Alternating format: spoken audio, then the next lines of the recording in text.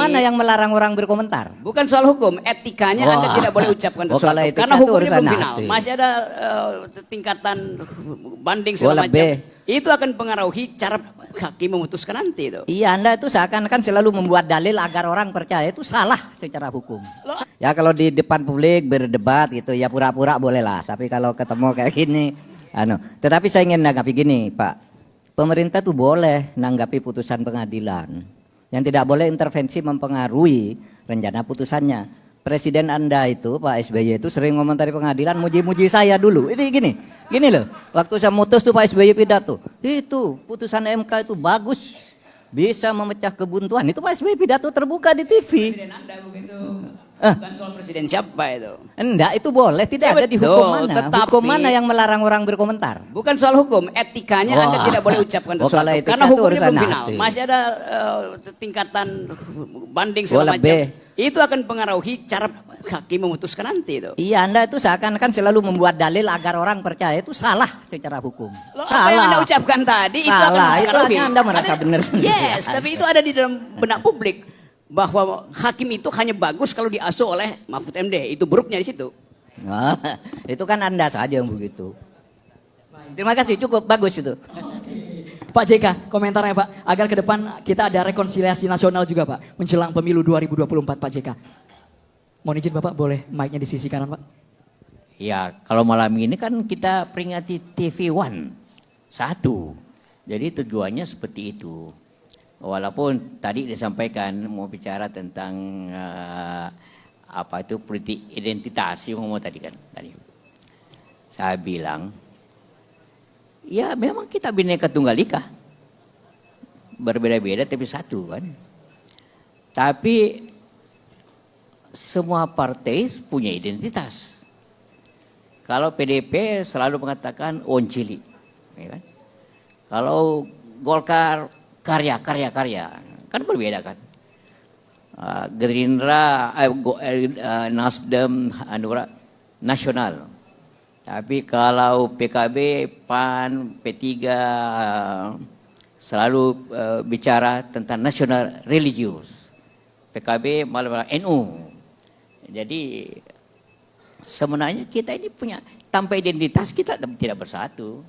Ya, tapi untuk itu kita harus setuju dulu apa yang dimaksud politik identitas.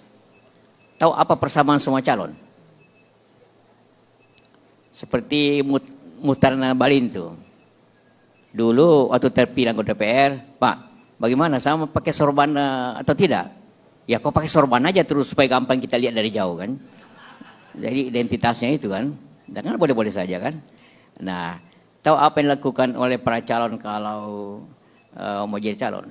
Apa yang pertama dikunjungi? Pesantren. Semua datang ke pesantren. Ingin membuat identitas bahwa saya dekat dengan kiai. Saya ini pasti kalau kita coblos pemilu orang tidak pernah pakai kopiah, tiba-tiba di fotonya pakai kopiah. Ingin buat lebih dekat. Jadi sebenarnya politik identitas itu di mana-mana terjadi.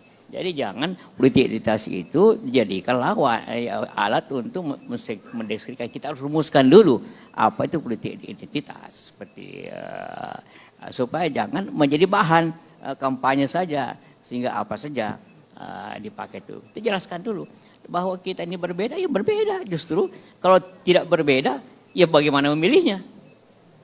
Kan gitu. Baik. Kita berikan tepuk tangan yang meriah untuk tanggapan dari Pak Yusuf Kalla. Baik, Bang Rocky, ini apa ini tanggapannya? Kalau kita melihat mengenai rekonsiliasi nasional, PR dari pemerintah ataupun juga masyarakat saat ini seperti apa, Bang? Ada yang salah dalam konsep kita membahasakan politik identitas. Sebetulnya istilahnya dalam politik itu bukan politik identitas, politics of recognition itu. Identitas itu hanya jadi identitas dalam politik kalau direcognize. Kan itu intinya. Identitas itu basis antropologi kita, identities. Tapi dalam politik kalau dia direcognize maka dia mesti disertakan di dalam perhitungan electoral politics. Islam direcognize karena dia besar jumlahnya. Jadi buat apa disingkirkan? Kan itu dasarnya tuh. Tetapi memang ada yang gagal di dalam kepemimpinan Pak Jokowi, itu beliau menganggap bahwa demi persatuan maka nggak boleh ada perbedaan. Padahal sebetulnya dasar negara ini berdiri atas prinsip karena kita berbeda maka diperlukan persatuan. Sekarang dibalik, demi persatuan nggak boleh ada perbedaan. Kan konyolnya di situ kan, untuk menghindari istilah dungu. Jadi sekali lagi harus dimanfaatkan potensi perbedaan itu tuh, supaya ada perdebatan, supaya ada perselisihan. Kenapa takut berselisih? Kayak tadi islah, dalam politik nggak perlu ada islah. Islah itu personal tuh. Politik kan biasa aja tuh. Saya nggak akan islah dengan ngabalin, wong saya biasa-biasa aja sebagai personal kok. Demikian juga dengan Pak Jokowi tuh. Kita bersahabat di dalam kehidupan privat, tetapi permusuhan di dalam kehidupan publik biasa sekali itu. Itu poinnya. Thanks. Luar biasa. Tepuk tangan untuk Bang Rocky Gerung.